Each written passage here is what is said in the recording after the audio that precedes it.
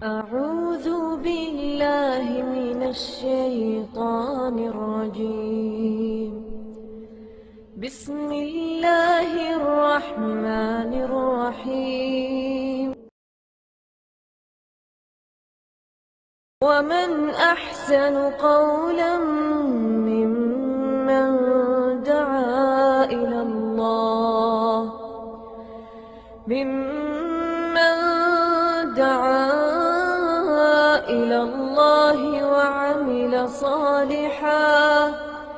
وعمل صالحا وقال إنني من المسلمين.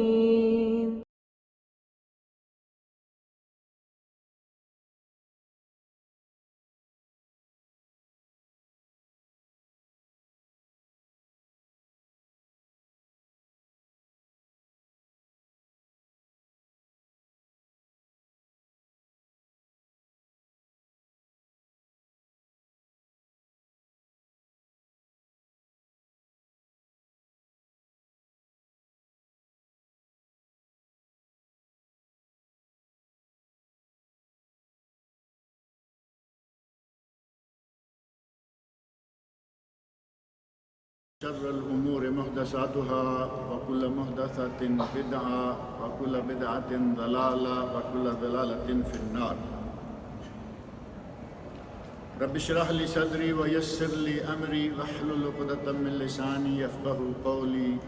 رب أعوذ بك من همزات الشياطين وأعوذ بك رب أن يحضرون.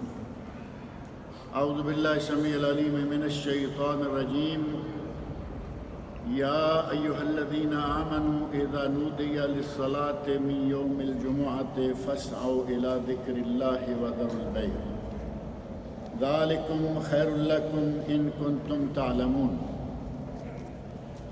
فإذا قضيت الصلاة فانتشروا في الأرض وابتغوا من فضل الله واذكروا الله كثيرا لعلكم تفلحون. وَإِذَا رَأَوْا تِجَارَةً أَوْ لَهْوًا انفَضُّوا إِلَيْهَا وَتَرَكُوكَ قَائِمًا قُلْ مَا عِندَ اللَّهِ خَيْرٌ مِّنَ اللَّهْوِ وَمِنَ التِّجَارَةِ وَاللَّهُ خَيْرُ الرَّازِقِينَ. اللہ رب العزت نے ہمیں بے شمار نعمتوں سے نواز رکھا ہے. ان گنت اور لا تعداد نعمتیں،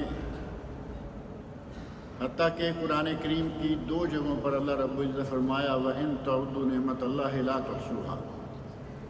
اگر کوئی اللہ کی نعمتوں کو گننا بھی چاہے لا تحصوها، تم گن نہیں سکتے. اللہ کی ان بے شمار نعمتوں میں سے ایک عظیم نعمت یہ آج کا دن ہے، یوم الجمعہ. اللہ رب العزت نے یہ مسلمانوں کو عطا فرمایا اور اس کی ہدایت فرمائی. نبی اکرم صلی اللہ علیہ وسلم ارشاد فرماتے ہیں کہ پہلی قوموں اہل کتاب کو بھی دن دیا گیا لیکن انہوں نے اس میں اختلاف کیا، اور امت اسلامیہ کو یہ دن دیا گیا اور اللہ نے انہیں اس دن کی ہدایت دی. اس دن میں وہ جمعہ پڑھتے ہیں، اللہ کا ذکر کرتے ہیں، اس دن کی عظمت کو مانتے ہیں. فرمایا کہ ہم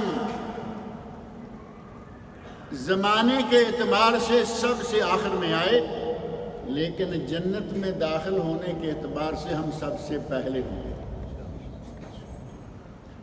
یہ امت اسلامیہ آئے سب سے آخر میں، جنت میں جائیں گے سب سے پہلے. اور ان دنوں کے حوالے سے نبی اکرم صلی اللہ علیہ وسلم نے ارشاد فرمایا کہ یہ جمعہ ہمارا، آج کا دن ہمارا ہے. وَالْيَهُودُ غَدًا، یہودی کل. یوم السبت معروف ہے نا، اصحاب السبت اور یوم السبت. وَالْيَهُودُ غَدًا وَالنَّصَارَى بَعْدَ غَدٍ، عیسائیوں کو پرسوں اتوار کا دن. گویا کہ امت اسلامیہ کا یہ شرف ہے کہ آئے سب سے آخر میں، جنت میں جائیں گے سب سے پہلے. یہ دن اتنی عظمت والا دن ہے کہ اللہ رب العزت نے قرآن کریم میں پوری ایک سورت اس دن کے نام کی نازل فرمائی، سورۃ الجمعہ، جس کی آخری 3 آیتیں میں نے ابھی آپ کے سامنے تلاوت کی ہیں۔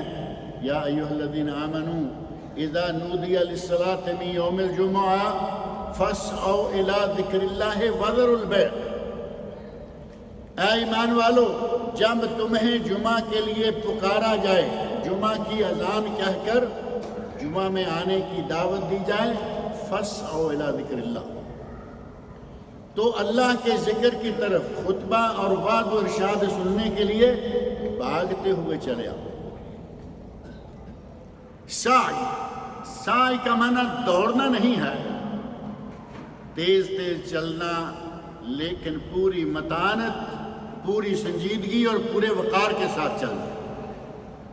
مقصد یہ ہے کہ اب ادھر ادھر نہیں، جمعے کی اذان ہو گئی، اللہ کے گھر سے ندا آ گئی، اب جمعہ کے لیے مسجد کی طرف روانہ ہو جاؤ۔ فاسعوا الی ذکر اللہ وذروا البیع، اور خرید و فروخت، تجارت، بزنس، جو کچھ بھی کر رہے ہو وہ سب چھوڑ دو۔ قرآن کریم کے انہی الفاظ وذروا البیع، انہی الفاظ کی وجہ سے اہل علم نے کہا ہے کہ اگر کوئی جمعہ کی دوسری اذان، جس کے بعد خطبہ شروع ہو جاتا ہے، اگر دوسری اذان کے بعد کوئی کاروبار کرتا ہے، جتنا اس وقت میں کمائے گا وہ سارے کا سارا حرام ہوگا، کیونکہ اللہ رب العزت فرمایا وذروا البیع، فاسعوا الی ذکر اللہ وذروا البیع، اللہ کے ذکر کی طرف جلدی جلدی آ جاؤ اور تجارت چھوڑ دو۔ اللہ رب العزت نے حکم دیا تجارت چھوڑ دو، اگر کوئی نہیں چھوڑتا تو اس عرصہ میں اذان دوسری، پہلی اذان آپ جانتے ہیں کہ کوئی گھنٹہ پہلے ہوتی ہے، اس میں آپ کچھ کرنا چاہیں کر لیں، نہائیں دھوئیں، کوئی اپنے کپڑے استری کرتا ہے، کوئی کچھ کرتا ہے، جائز، لیکن جب دوسری اذان ہو جائے تو اس کے بعد کوئی کام کرنا جائز نہیں ہے۔ اللہ رب العزت نے ارشاد فرمایا ذالکم خیر لکم ان کنتم تعلمون، اگر تم جانتے ہو تو تمہارے لیے یہی بہتر ہے، کام کاج سب چھوڑ دو اور مسجد میں آ جاؤ، خطبہ سنو۔ اور ساتھ ہی اللہ رب العزت کا ہم پر ایک دوسرا انعام یہ ہے کہ پہلے لوگوں کو، پہلی قوموں کو جس دن کے لیے عبادت کے لیے خاص کیا گیا، وہ پورے کا پورا دن طلب کیا گیا، صبح سے شام تک مسلسل وہ دن جو ہے اس کو اپنانا ہوگا۔ لیکن ہمارے لیے اللہ رب العزت نے آسانی فرما دی، فرمایا فَإِذَا قُضِيَتِ الصَّلَاةُ فَانتَشِرُوا فِي الْأَرْضِ وَابْتَغُوا مِنْ فَضْلِ اللَّهِ، جب نماز ختم ہو جائے، فرض پڑھ لیے 2 رکعتیں 4 رکعتیں جو اللہ توفیق دے، نبی اکرم صلی اللہ علیہ وسلم کا ارشاد ہے کہ جو آدمی فرضوں کے بعد مسجد میں سنتیں پڑھنا چاہے وہ کتنی پڑھے؟ وہ 4 رکعتیں پڑھے، اور جو گھر میں پڑھنا چاہے، اور خود نبی صلی اللہ علیہ وسلم نے جا کے گھر میں 2 رکعتیں پڑھی، 2 پڑھے یا 4 پڑھے، اس کا جمعے کا ایک فرض ختم ہو گیا۔ فَإِذَا قُضِيَتِ الصَّلَاةُ فَانتَشِرُوا فِي الْأَرْضِ، اب زمین میں پھیل جاؤ، وَابْتَغُوا مِنْ فَضْلِ اللَّهِ، اور اللہ کا فضل یعنی رزق تلاش کرو، کام کرو تمہاری مرضی، اور اگر اللہ نے موقع دیا ہے تو آرام کرو تمہاری مرضی۔ آپ کے علم میں ہے کہ یہاں سعودی عرب میں اللہ رب العزت نے اس حکومت کو یہ توفیق دے رکھی ہے کہ اس نے جمعہ کے دن کی چھٹی رکھی ہوئی ہے۔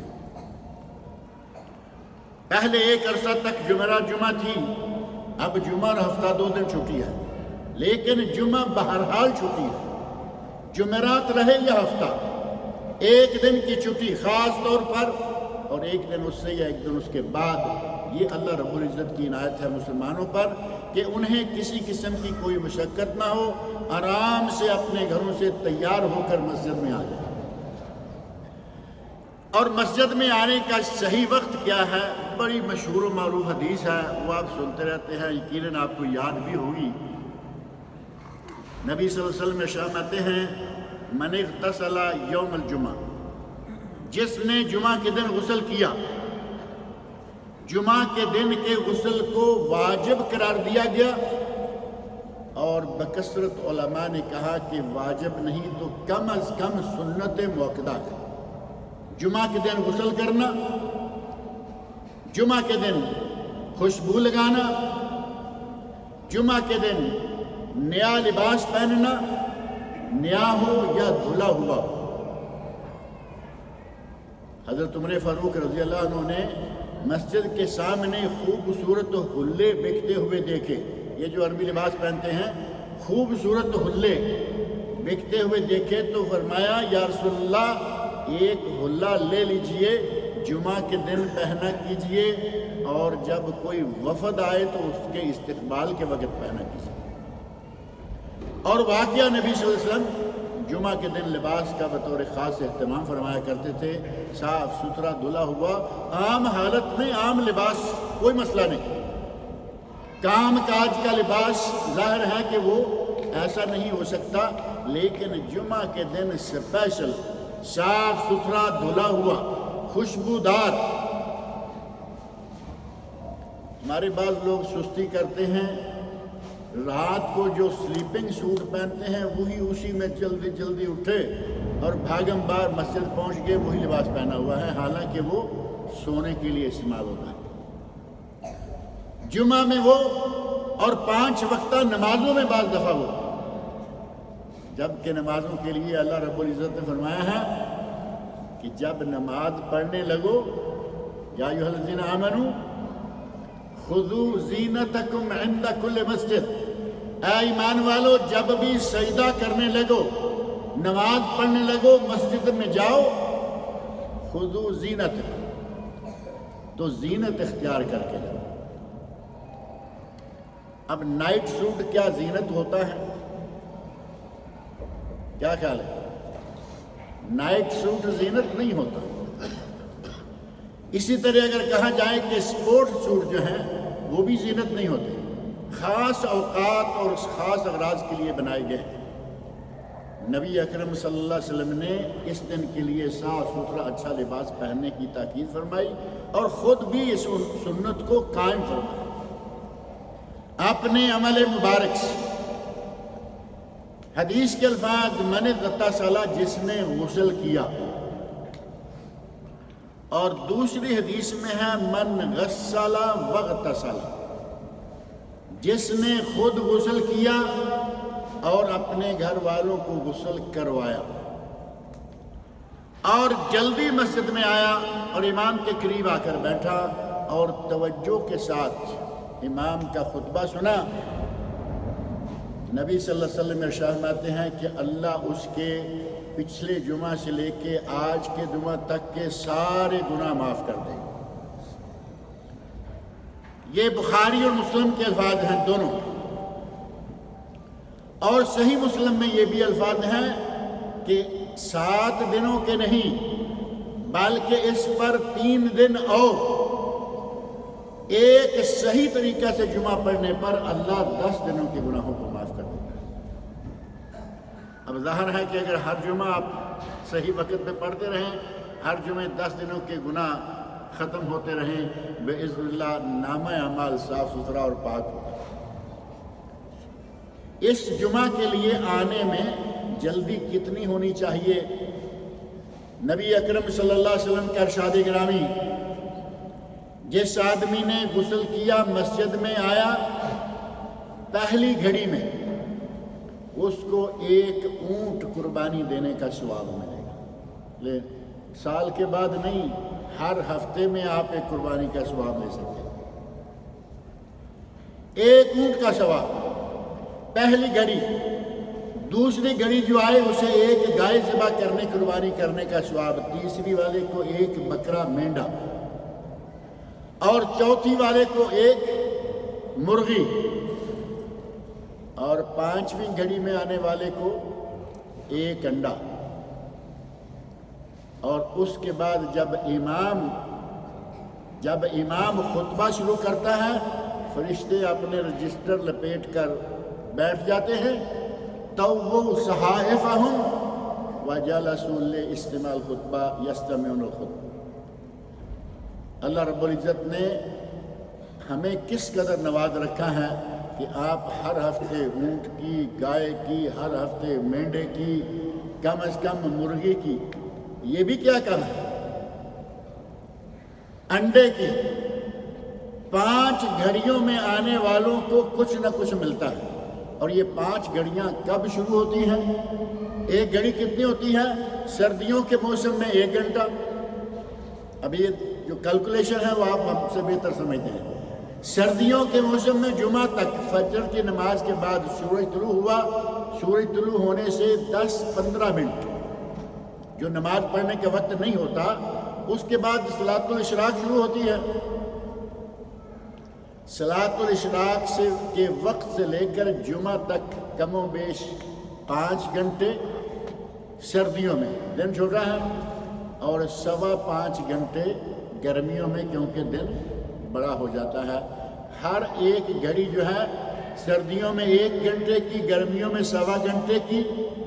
سورج طلوع ہونے سے 15 منٹ بعد کے حساب کر لیجئے، ہر گھڑی میں اونٹ، گائے، مینڈا، مرغی، انڈا اللہ رب العزت نمازیوں کو نوازتا ہے۔ جو اس کے بعد آتے ہیں اللہ رب العزت ان کا جمعہ تو قبول کرتا ہے، لیکن یہ جتنے فضائل ہیں وہ ان سے محروم ہو جاتے ہیں۔ اور مسجد میں آنے کے آداب میں سے ایک یہ کہ جلدی آئے، دوسرا یہ کہ نہا دھو کر صاف لباس پہن کر جتنی موجود ہے جس طرح کی ممکن ہے گھر سے خوشبو لگا کے نکلے، اور مسجد میں آنے کے بعد دیر سے آیا، آخری دروازے سے داخل ہوا اور لوگوں کو دھکے دیتا ہوا کسی کو ادھر پھینکا کسی کو ادھر پھینکا، بھاگتا چلا آ رہا ہے تاکہ میں امام کے قریب ہو جاؤں۔ نبی صلی اللہ علیہ وسلم نے ایک آدمی کو اسی طرح کرتے ہوئے دیکھا جمعہ کے دن، تو کیا فرمایا؟ اجلس فقد آذیت، بیٹھ جاؤ، تم دوسرے لوگوں کو اذیت دے رہے ہو، تکلیف دے رہے ہو۔ اور ایک روایت میں ہے اجلس فقد آنیت و آذیت، بیٹھ جاؤ، دیر سے آئے ہو اور لوگوں کو تکلیف پہنچا رہے ہو۔ جہاں مناسب جگہ ملے بیٹھ جائیں، لیکن یہاں ایک بات ذہن میں رہے کہ اگر آپ مسجد میں داخل ہوئے، آپ دیکھ رہے ہیں کہ آگے کافی ساری گنجائش ہے، تو پھر وہاں سے گزر کے آگے آئے جہاں سے آپ کو کسی کو دائیں بائیں دھکا لگانے کی ضرورت نہ پڑے گی۔ عموماً راستہ تھوڑا ادھر ہوتے ہوئے ملتا ہے یا نہیں؟ نماز کے لیے مسجد میں آنے والوں کو چاہیے کہ سب سے پہلے پہلی صفیں پر کریں، لیکن ہمارے پاس کئی مسائل ایسے ہوتے ہیں، ہم آتے تو وقت پر ہیں لیکن بیٹھیں گے کہاں؟ آخری کنارے، تاکہ جب امام کہے السلام علیکم تو باہر۔ اور اتنی مجبوری ہے کہ مسجد سے کتنی جلدی ہو سکے نکلیں، اور باہر جا کے کام کیا ہے؟ باہر ایک آدمی کو بڑا سخت کام ہے، بڑا ضروری کام ہے، وہ جائے کوئی حرج نہیں، لیکن یہ جو دروازے کے قریب ہی آ کے بیٹھ گیا تھا، اس نے باہر جا کے کام کیا کیا ہے؟ فوری طور پر باہر نکلا، مسجد کی سیڑھیوں سے پار ہوتے ہی جیب میں ہاتھ ڈالا، سگریٹ نکالا اور سلگانا شروع کیا۔ یہ کام تھا جس کی وجہ سے یہ اللہ رب العزت بعض لوگوں سے توفیق کیسے چھین لیتا ہے۔ نبی صلی اللہ علیہ وسلم نے نماز کے بعد کچھ اذکار بتائے، اذکار کی توفیق نہیں۔ بے شمار لوگ ایسے ہیں کہ جو واجب سنتیں ہوتی ہیں، سننے مؤکدہ جن کو رواتب کہا گیا، وہ سنتیں تک چھوڑ جاتے ہیں، مسجد سے نکل جاتے ہیں۔ ایسے لوگوں نے راستہ چھوڑا ہوا ہوتا ہے۔ اگر راستہ ہے جہاں تک آپ آسانی سے پہنچ سکتے ہیں پہنچ جائیں، لیکن کسی کو تکلیف دے کے آگے نہ آئیں۔ نبی اکرم صلی اللہ علیہ وسلم نے اس آدمی کو منع فرما دیا، فرمایا دیر سے آئے ہو، دوسروں کو تکلیف دے رہے ہو، جہاں ہو بیٹھ جاؤ۔ صحابی تھے وہ تو بیٹھ گئے۔ مسجد میں آنے کے آداب میں سے یہ ایک اہم ادب ہے کہ جہاں جگہ ملے وہاں آ کے، اور یہ تو مجلس کے آداب میں سے ہے، صرف مسجد کا نہیں، مجلس کہیں جلسہ ہے، کہیں کوئی پروگرام چل رہا ہے، کہیں کوئی میٹنگ ہے، اس میں بھی یہی ہونا چاہیے کہ جہاں آئیں وہاں بیٹھ جائیں۔ اور مسجد سے کسی کو جگہ سے ہٹا کے اس کی جگہ پہ بیٹھنا، نبی صلی اللہ علیہ وسلم نے اس کو سخت منع کرا دیا۔ آئے اور آپ نے کہا کہ یہ میری جگہ ہے، کچھ لوگ جگہ خاص کر کے بیٹھے ہوتے ہیں نا، ایک آدمی معذور ہے، مجبور ہے، یہ کرسی سی بنی ہوئی ہے، اسے ٹیک لگا کے بیٹھنا ہے، کوئی بات نہیں، بڑی عمر کا ہے، کوئی اس کے ساتھ معذوری بھی شامل ہے، آ کے نوجوان کو دیکھا بیٹھا ہوا ہے، اگر اس کو آ کے آرام سے بااخلاق طریقے سے اٹھاتا ہے کوئی عرض نہیں، کیونکہ اس کی ایک ضرورت ہے، حاجت ہے۔ لیکن یہ نہیں کہ آئے اور آپ سمجھیں کہ میرا یہ حق ہے، میری یہ مسجد ہے، میری یہ جگہ ہے، میں نے یہ جگہ اپنے لیے ہمیشہ ہر نماز کے لیے مستقل رکھی ہوئی ہے۔ نبی صلی اللہ علیہ وسلم نے اس سے منع فرمایا۔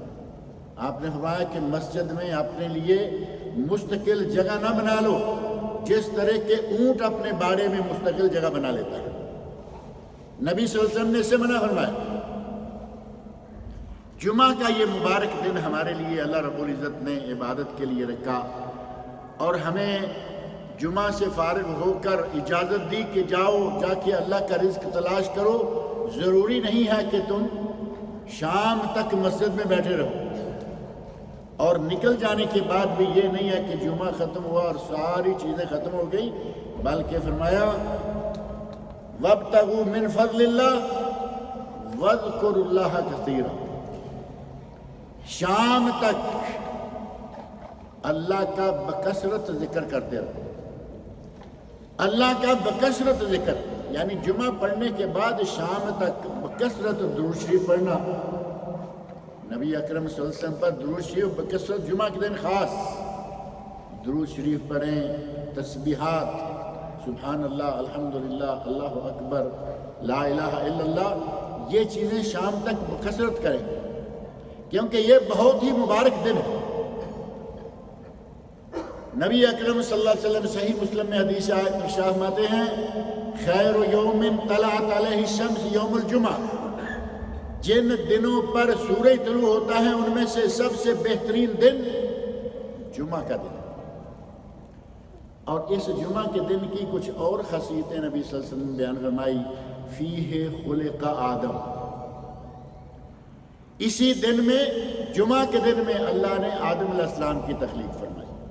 وَفِيهِ اُدْخِلَ الْجَنَّةِ، اسی میں جنت میں داخل کیے گئے۔ فِيهِ اُخْرِجَ مِنْهَا، اسی میں جنت سے نکالے گئے۔ اور ساتھ ہی ارشاد فرمایا کہ قیامت بھی جمعہ کے دن میں ہی قائم ہوگی۔ نبی صلی اللہ علیہ وسلم ارشاد فرماتے ہیں کہ جمعہ کے دن روئے زمین پر چلنے والے تمام جاندار، جانور کیا اور دوسرے کیا، تمام جاندار اس دن ڈرتے رہتے ہیں شام ہونے تک کہ کہیں یہ قیامت کا دن نہ ہو۔ اور ارشاد فرمایا ساری چیزیں، روئے زمین پر چلنے والی ساری چیزیں ڈرتی رہتی ہیں سوائے ہمیں کس کا ڈر ہے؟ انسان جسے ہر چیز سے زیادہ ڈرنا چاہیے کہ اللہ نے عقل کی نعمت عطا فرما کے ہمیں سمجھ عطا فرمائی، فرمایا کہ انسان کے علاوہ ہر چیز خوف زیادہ رہتا ہے کہ کہیں یہی جمعہ وہ جمعہ نہ ہو جس جمعہ میں قیامت قائم ہو۔ اور ارشاد فرمایا کہ جمعہ کے دن میں ایک گھڑی ایسی ہے لا یوافقها عبد مسلم، لا یوافقها عبد یسأل اللہ فیہ، اگر کوئی بندہ اس گھڑی میں اللہ رب العزت سے کچھ مانگتا ہے اور جو مانگتا ہے وہ اسی گھڑی میں مانگتا ہے، جو مانگے گا اللہ اسے عطا کرے گا۔ اور وہ گھڑی کب ہے؟ حدیث رسول میں، بلکہ بکثرت حدیث میں جو اشارات ملتے ہیں ان سب میں اس گھڑی کی تعیین ہے عصر سے لے کے مغرب تک کے درمیان. اور بعض اہل علم کے ارشادات میں سے یہ قول ملتا ہے کہ وہ گھڑی اس وقت ہے جب خطیب خطبہ دے رہا ہو. اس گھڑی میں بکثرت دعائیں مانگیں. آپ دیکھتے ہیں کہ خطیب خطبہ چھوٹا دے یا بڑا، لیکن خطبہ کے آخر میں وہ بہت ساری دعائیں کرتے ہیں. مرنے والوں کے لیے جنت کی دعائیں، زندہ لوگوں کے لیے ہر طرح کے خطرات سے حفاظت کی دعائیں، مجاہدین اسلام کی فتح و نصرت کی دعائیں. اور یہاں کے موجودہ ماحول کے مطابق حد الجنوبی، جنوب میں یمن کے بارڈر پر جو مسلمان سپاہی کام کر رہے ہیں ان کی فتح و نصرت کی دعائیں. آدمی ایک مرتبہ پریشان ہو جاتا ہے کہ یمن اور سعودیہ کے بارڈر پر جنگ ہے تو اس میں فتح و نصرت کی کیا بات ہوئی؟ یمن بھی مسلمان ملک اور سعودیہ بھی مسلمان ملک ہے نا. کنفیوژن سی نظر آتی ہے کہ یہاں فتح و نصرت کیا. اگر آپ ان لوگوں کے عقائد کے بارے میں جانتے ہوں، اور ہمارے آج الحمدللہ اہل سنت اکثر ان کے عقائد کے بارے میں جان گئے ہیں کہ جو یمن کی طرف سے لڑ رہے ہیں حوثی، ان کے عقائد کا صرف ایک ہی نقطہ کافی ہے کہ یہ وہ لوگ ہیں جنہوں نے بیت اللہ پر بھی میزائل گرانے سے گریز نہیں کیا. بیت اللہ پر بھی میزائل داغ دیا، مکہ پر میزائل داغ دیا. کس طرح کے مسلمان ہوں گے وہ؟ اس طرح کے لوگوں کے خلاف جو ہمارے فوجی کام کر رہے ہیں، اللہ تعالیٰ ان کو مدد و نصرت عطا فرمائے. خطبہ کے آخر میں خطیب حضرات اسی لیے بکثرت دعائیں مانگتے ہیں کہ ایک قول کے مطابق یہ گھڑی ہے، اور زیادہ اقوال اور صحیح تر قول کے مطابق وہ گھڑی عصر کے نماز سے لے کے مغرب تک کے دوران ہے. اس وقت چاہیے کہ جتنا ہو سکے زیادہ سے زیادہ اللہ رب العزت سے دعائیں مانگیں. ہمارے یہاں اللہ رب العزت نے ہمیں یہ جمعہ دیا، نبی صلی اللہ علیہ وسلم نے اس جمعہ کو ہمارے لیے بہت ہی خیرات و برکات کا ذریعہ بتایا. اور یہاں سعودی عرب میں جمعہ کے دن چھٹی ہوتی ہے، بعض دیگر ممالک میں بھی ہے. اس چھٹی سے ہم کیا فائدہ اٹھاتے ہیں؟ ہفتہ بھر کے جتنے کام ہیں وہ ہم نے روکے ہوئے ہیں کہ ویکینڈ پہ کریں گے. اب ویکینڈ ہو گیا، جمعرات کی رات، جمعے کی رات جو جمعہ سے پہلے آتی ہے، اور جمعے کا دن. جمعرات کو، جمعہ اور جمعرات کی درمیانی رات کو نوجوان کھیلتے رہتے ہیں، بزرگ دیکھتے رہتے ہیں. کچھ کھیلنے والے، کچھ دیکھنے والے بھی تو ہونے چاہیے نا. نوجوان کھیلتے ہیں، بزرگ دیکھتے ہیں، ساری رات ضائع کر دیتے ہیں، اور پھر نیند زور دیتی ہے. نیند زور دے نہ دے ایک اور پاور ہے جو اس وقت کہتی ہے کہ اب سو جاؤ، کافی کھیل لیا، کافی دیکھ لیا. اور سونے کے لیے یہ پاور کب کہتی ہے؟ جب فجر کی اذان کو 1-1.5 گھنٹہ باقی رہ جائے. وہ آ کے تھپکی لگاتی ہے کہ بس ٹھیک ہے اب سو جاؤ، نماز کے لیے پھر اٹھ سکو گے تو اٹھ سکو گے، نہیں تو پھر صحیح. اور وہ طاقت اتنی طاقتور قسم کی پارٹی ہے. نبی صلی اللہ علیہ وسلم نے اس پارٹی کا تعارف کرواتے ہوئے فرمایا، یجری فی الانسان کمجری الدم. وہ انسان کے جسم میں اس طرح گردش کرتا ہے، اس طرح گردش کرتا ہے جس طرح کے جسم کے اندر خون گردش کرتا ہے. اب خون کی گردش سب لوگ نہیں تو بہت سارے لوگ جانتے ہیں کہ جسم کے کونے کونے میں خون کی بڑی تیز گردش جاری رہتی ہے. اور دل کے بارے میں تو بڑی معروف ہے جگر کے بارے میں کہ ایک دن میں اتنے 1000 ٹن وہ خون جو ہے وہ گھماتا ہے، پار کرتا ہے اپنی جگہ سے. شیطان، ابلیس، اس کے چیلے انسان کے جسم میں خون کی طرح گردش کرتے ہیں. اور خون دماغ تک جاتا ہے یا نہیں؟ وہاں جب جا کے پہنچتا ہے تو پھر وہ کہتا ہے کہ چلو اب سو جاؤ.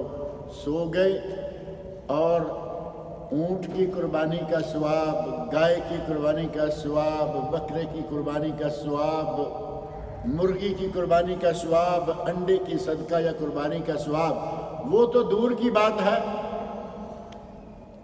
اب ہم جو کوشش کر رہے ہیں نا، فَاسْعَوْا إِلَىٰ ذِكْرِ اللَّهِ، وہ کوشش کیا ہے؟ ایک رکعت کم از کم مل جائے. یہ کوشش شروع کر دیتے ہیں، آنکھیں کھولتے ہی، ہوش پکڑتے ہی کہ ایک رکعت کو پہنچنا، کیونکہ سن رکھا ہے کہ اگر ایک رکعت مل جائے، من ادرک رکعہ، جو ایک رکعت پا لے، فَلْيُسِلْ عَلَيْهَا أُخْرَى، اس کے ساتھ ایک رکعت اور ملا لے، اس کا جمعہ ہو گیا. یہ تو اس آدمی کے لیے ہے جو مجبور ہے، مضطر ہے، اس کو اس سے پہلے آنے کی کوئی گنجائش ہی نہیں ملی. اور ایک آدمی ہے، اس کو کسی قسم کی کوئی رکاوٹ نہیں سوائے اس پارٹی کے جس کا میں ذکر کر رہا ہوں کہ انسان کے جسم میں خون کی طرح چلتی ہیں. اس نے روک رکھ، چلیے ایک رکعت بھی مل جائے گی کافی ہے. خطبہ گیا، ایک رکعت بھی گئی، اور آخری ایک رکعت میں آ کر مل کر ایک اور ملائی، اور یہ جا رہے ہیں، وہ جا رہے ہیں. اللہ رب العزت نے ہمیں یہ دن دیا، ہمیں اس دن کا اہتمام کرنا چاہیے. اس دن کے لیے ہمیں خاص طور پر تیار رہنا چاہیے، اور بجائے اس کے کہ اپنا ہر کام اس دن کے لیے ٹالتے رہیں، اس رات میں ہمیں یہ کرنا ہے، اس رات میں ہمیں وہ کرنا ہے، اس کی بجائے اس دن کے فضائل، اس کے برکات کو ذہن میں رکھیں اور کوشش کریں کہ ان کو حاصل کریں. صرف سن لینا کافی نہیں ہوتا، ان فضائل کو، ان برکات کو، ثمرات کو حاصل کریں، تاکہ اس دن کے پا لینے کا ہمیں حق پہنچے.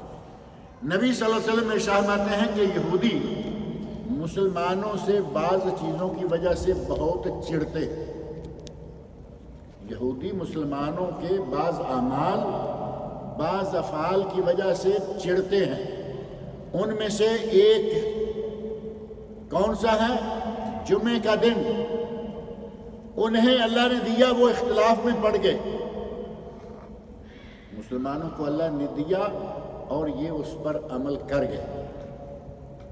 سارے تو نہ صحیح، لیکن بہت سارے لوگ ایسے ہیں کہ وہ جمعے کا حق ادا کرتے ہیں، صحیح معنوں میں جمعہ پڑھتے ہیں. یہودیوں کے مسلمانوں سے چڑھنے کی وجوہات میں سے ایک یہ کہ یہ جمعہ پا گئے، کامیاب ہو گئے، جنت میں سب سے پہلے جائیں گے. اور دوسری چیز سلام، یہ آتے ہوئے السلام علیکم، جاتے ہوئے السلام علیکم، ایک دوسرے کو دعائیں دیتے چلے جاتے ہیں. ہمیں معنی کا علم ہو یا نہ ہو، یہ تو پتہ ہے نا کہ جب مسلمان سامنے آئے السلام علیکم، معنی کیا ہے. اگر یہ بھی معلوم ہو تو یقیناً ہمیں زیادہ توجہ ہو جائے گی کہ یہ کام ہم نے کرنا ہے. السلام علیکم، اللہ تم پر سلامتی نازل کرے، اللہ تعالیٰ تمہیں صحت و سلامتی سے رکھے. کتنی بہترین دعا.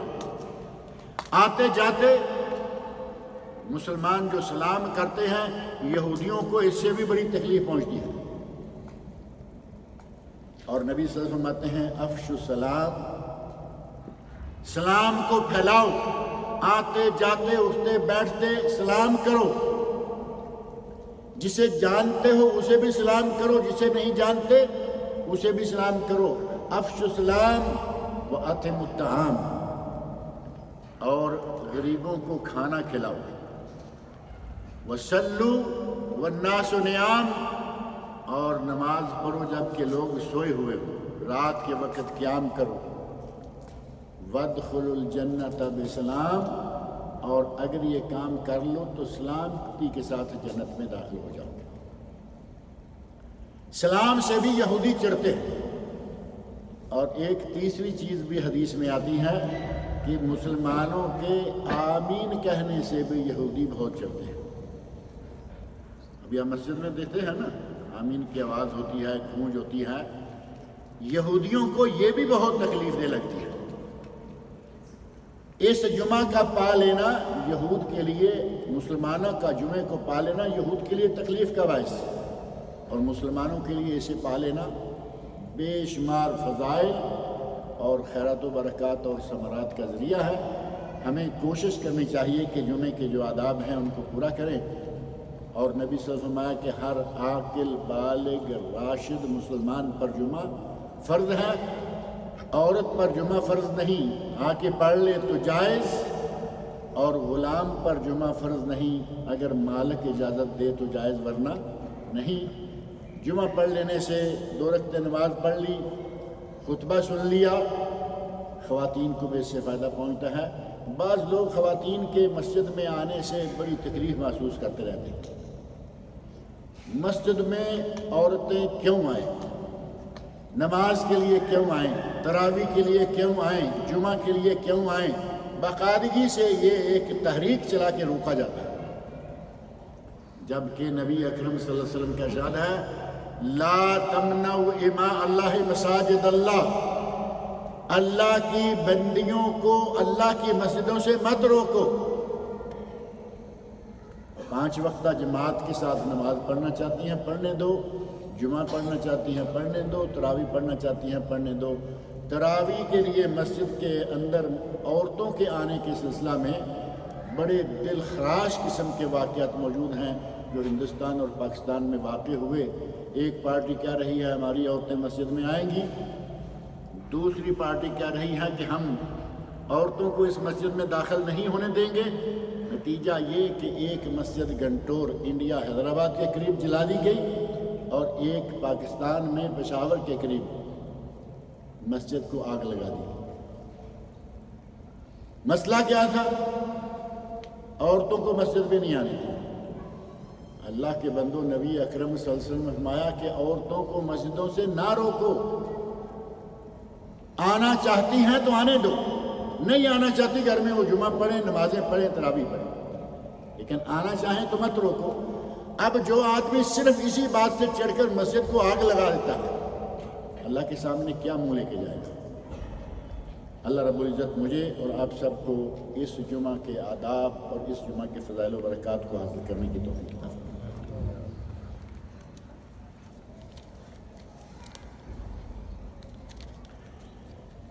لکھا ہے کہ ہم انڈیا جا رہے ہیں 25 دن کے لیے، وہاں کچھ دن مائکے میں رہیں گے، کچھ دن سسرال میں، تو کیا ہم کیسے؟ جو سسرال ہے وہ تو اب آپ کا اپنا گھر ہے، ظاہر ہے کہ سسرال اپنا گھر ہوتا ہے، وہاں جتنا بھی رہیں وہاں قصر نہیں کر سکتے، البتہ مائکے میں جا کے قصر کی گنجائش ہے، اگرچہ بہتر یہ ہے کہ وہاں آپ پوری نماز پڑھیں، کیونکہ وہ آپ کے ماں باپ کا گھر ہے، وہ آپ کا اپنا ہی گھر شمار ہوتا ہے۔ لیکن اگر شوہر کے گھر کو اپنا گھر اور مائکے کو اپنا سابقہ گھر کہیں تو مائکے میں جانے کے بعد آپ قصر پڑھ سکتے ہیں، خاتون ہے یا مرد ہے، مرد کا اپنا گھر ہے، سسرال اس کا گھر نہیں ہے، سسرال میں جا کے وہ قصر کرنا چاہے تو کوئی حرج نہیں، لیکن عورت کا سسرال اس کا اپنا گھر ہو جاتا ہے۔ قصر پڑھیں لیکن جمع نہیں، اپنی نمازوں کو ان کے اوقات میں پڑھیں۔ یہ مسافر کا وقت جو ہے نا، سفر کے دنوں کے دوران بہتر یہ ہے کہ جب کسی جگہ پہنچ جائیں نمازیں ان کے اوقات میں پڑھیں، لیکن قصر کرنے کی گنجائش ہے۔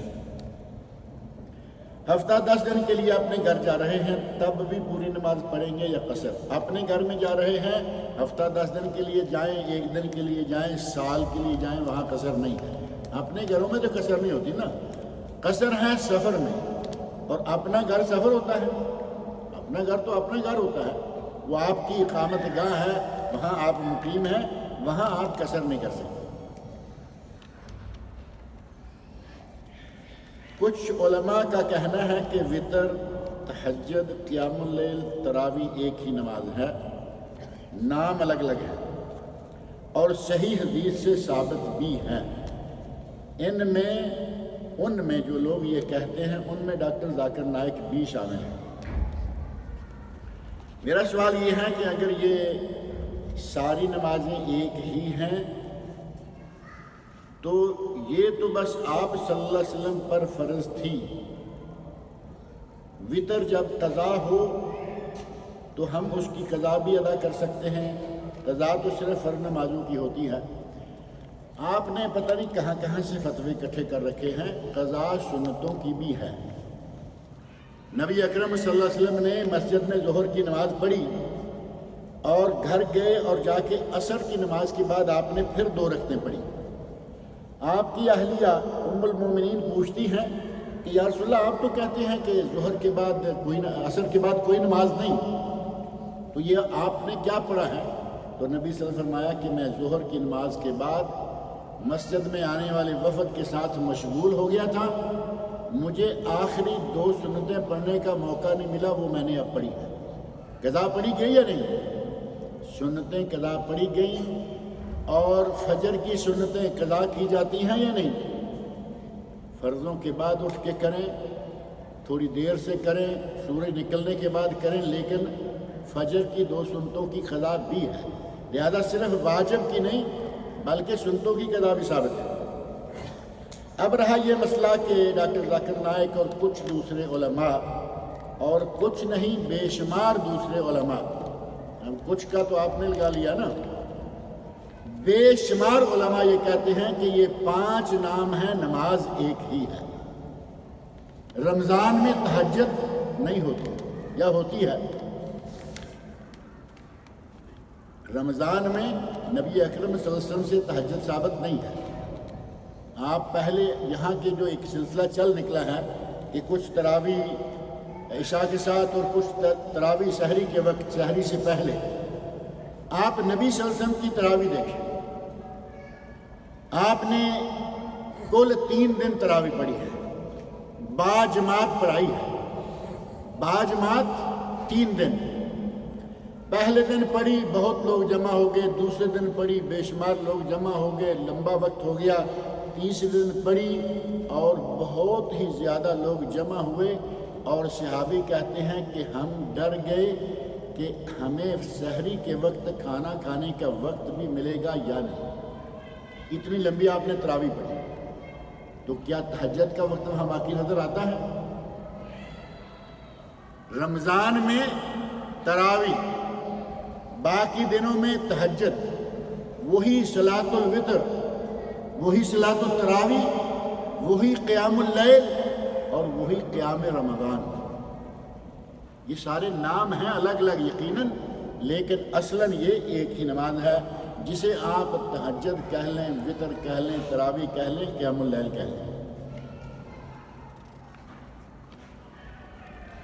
کیا مصورہ نام رکھ سکتے ہیں اور اس کا معنی کیا ہے؟ مصورہ کا معنی زبر نہیں ہوتی ہے واو پر، مصورہ واو پر زیر ہوتی ہے، واو کے نیچے زیر ہوتی ہے، اور اس کا معنی ہوتا ہے تصویر بنانے والی، فوٹوگرافر کہیں گے.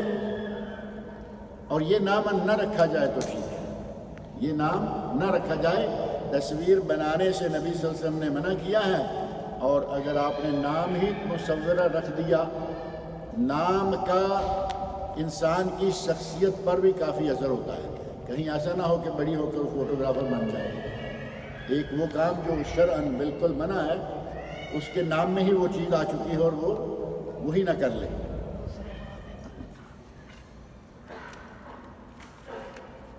ہم یہاں رہتے ہوئے اپنے بچوں کو ام القریٰ یا مدینہ یونیورسٹی میں کیا پڑھا سکتے ہیں؟ بیٹا ابھی 5ویں کلاس میں ہے. اگر بیٹا 5ویں کلاس میں عربی اسکول میں ہے تو یقیناً آپ جیسے ہی وہ 12 کر لے کسی جامعہ میں اپلیکیشن دیں، اللہ کو منظور ہوا تو قبول ہو جائے گی، نہ ہوا تو نہیں ہوگی، کوئی فرض بھی نہیں ہے، لیکن پڑھا سکتے ہیں. اب آپ اپنے انڈین اسکول میں، پاکستانی اسکول میں، Indian embassy school, Pakistan embassy school, اس میں 12 پڑھائیں اور کہیں کہ اب ہمارے بیٹے کو جامعہ لے لے، جبکہ جامعہ میں نہ اردو ہے نہ انگلش ہے، وہاں صرف عربی ہے. اور ہمارے اسکولوں سے تو آدمی جو 12 پڑھ کے نکلتا ہے وہ بیچارے عموماً عربی سے نابلد ہوتے ہیں، ناواقف ہوتے ہیں. بچے کو اگر آپ نے داخل کروانا ہے تو آج سے ہی بچے کی لائن چینج کریں، اسے عربی اسکول میں داخل کروا دیں، اور اس کے بعد جیسے ہی وہ اپنی یہاں کی مقامی تعلیم مکمل کرے گا، عموماً 12 کلاسز جس کو انٹرز کہتے ہیں وہ یہاں موجود ہیں آپ کی، اور وہی 12 کلاسز یہاں ثانویہ کہلاتا ہے. ثانویہ کے بعد جامعہ کا درجہ آتا ہے، یونیورسٹی، اور اس میں کسی بھی ملک کا کوئی بھی آدمی داخلہ لینے کی کوشش کر سکتا ہے، قبول ہو جائے فابہا۔ اسلامی یونیورسٹی مدینہ منورہ غیر ملکی طالب علموں سے بھری ہوئی ہے، 40 سے زیادہ ملکوں کے لوگ اس میں شامل ہوتے ہیں۔ جامعۃ الامام محمد بن سعود الاسلامیہ ریاض، ہر ملک کے طالب علم وہاں موجود ہیں۔